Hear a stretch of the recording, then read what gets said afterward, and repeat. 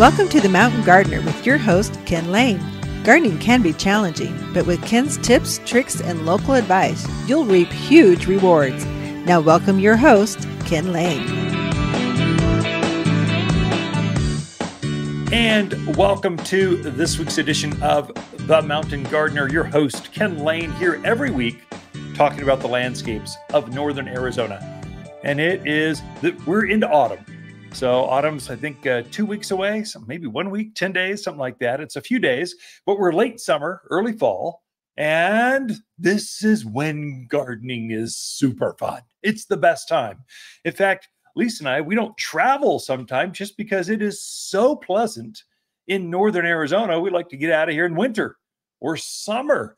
But now it's just beautiful gardening. Things are growing wild. They're just doing well. I did notice this week, it's starting to get really bad. Not to start the show off with negatives, but you need to be aware. Some things to look at. So when Adam and Eve bit the apple, we were kicked out of the Garden of Eden. We were given this one weed that is a bane of all human existence that makes gardening difficult. It's not tumbleweeds. It's not horehound, goat head, the one that you step on. It's bindweed. It's a wild morning glory. And it comes back by seed and it shows up late summer through autumn. This is when it wants to crawl up. It just climbs, literally, the tendrils will just reach to the top of a 6-foot fence. They go out, there's got a cute little flower about the size of a quarter, something like that. Generally white to pinkish hues, generally white. It's called bindweed or wild morning glory. It is famous out in the valley area. So Chino Valley, Skull Valley, seems like valley where it's windy. The seed, what that flower does, it's a vine, fast growing annual vine. That means it comes back by seed only. So it climbs up to the top of a fence and then it has this beautiful flower and then it spews seed everywhere. I mean, one plant can like infect an entire garden or a section of a yard. And so you really want to watch for this fast growing vine that has smaller leaves. I wish I had a picture of that. I should have that up there for the video folks out there, but just type in bindweed. It'll take over corn. It'll climb up. The reason they call it bindweed, it grows up and binds or wraps or suffocates corn, roses, just flowers. It can go up an embankment and then it just reseeds like crazy. So if you see that, you really do want to get on that and don't let it take over. Don't let it reseed. And so I'm very actively going after my bindweed. I don't let it climb up things.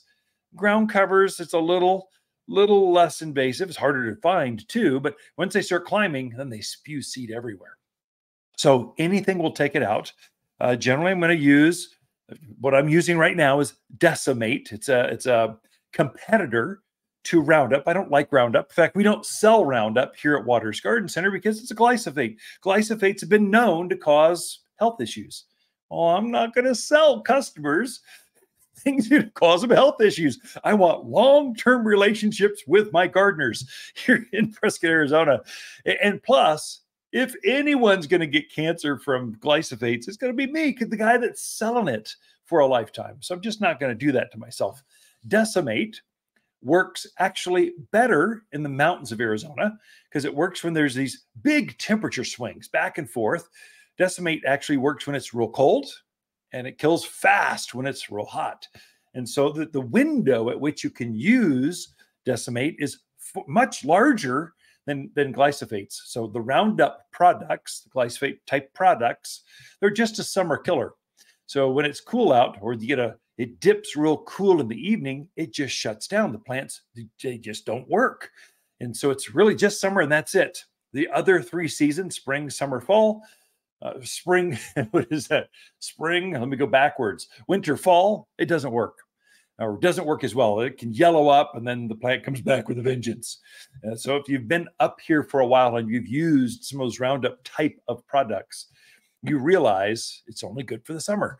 Decimate's good for any time of year. And it works like you spray a bindweed dandelions, spurge right now. There's this really cute spreading ground cover. It's about a ½ inch off the ground and has this cute little leaves.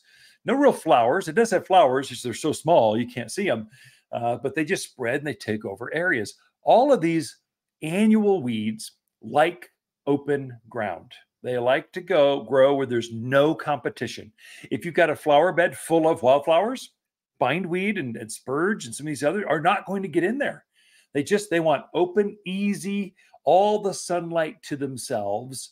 And so if you've got a healthy lawn, they're not going to get in there. If it's sparse and open, they are going to get in there. And so what to do? So spray it with Decimate.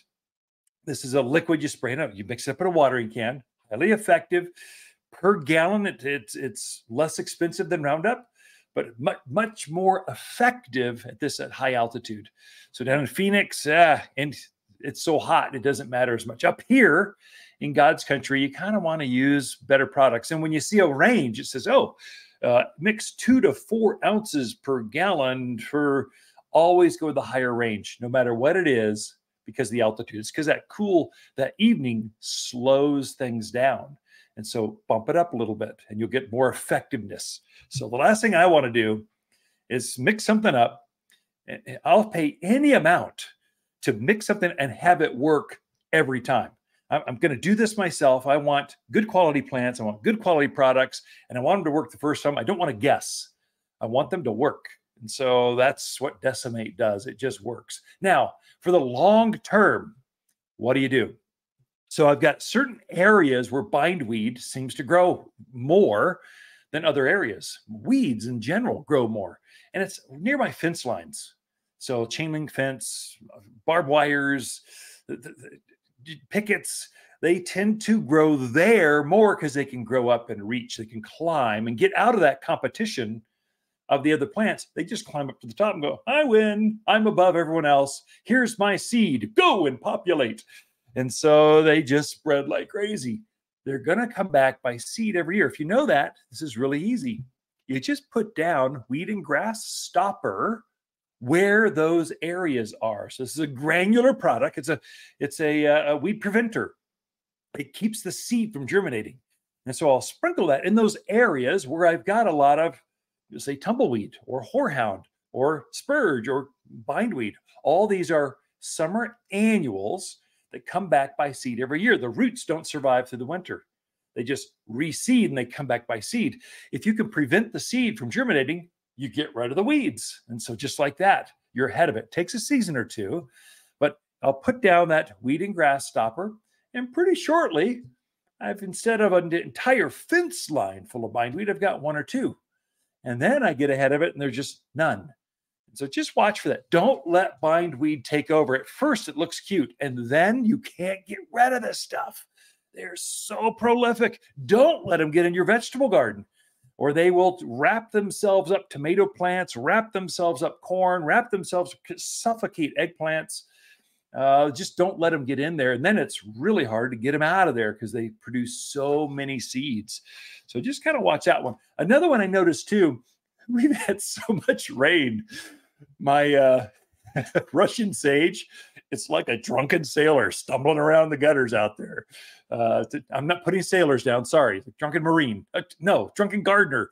Those plants, they just grow up. They got tall, this blue spiky flower, shrub. They got all of this water, and now they're just like flopping over. So this week, several plants like that. It's the very drought hardy plants tend to be that way. All I did was I took some weight off. I just cut it back a little bit, not back to the ground. I just gave it a haircut. The Russian sage were starting to look a little tall and mangy. Now with all the water, they just fell over with too much water. They're literally drunk. And so if I take some of that water weight off, it's like giving your plants liposuction. Just take a little bit off and they look a lot better. They're real perky and upright. Do that. Just give them a quick haircut. So I took my hedgers and just took a little weight off, and it made all the difference. I just fertilized them. They popped right up and they look fabulous. And so as soon as we dry out a little bit, they'll naturally just stay more upright and perky. But don't let those plants look waterlogged.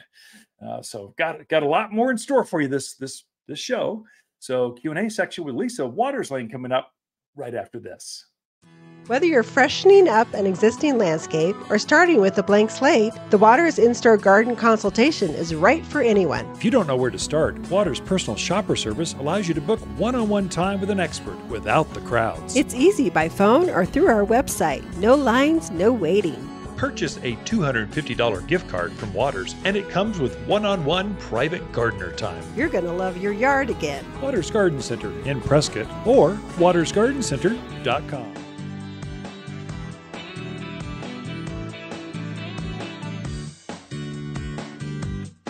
You've been listening to The Mountain Gardener with Ken Lain, owner of Waters Garden Center in Prescott. Join him every week for timely garden advice right for the gardens. Visit Ken where he can be found throughout the week at Waters Garden Center in Prescott.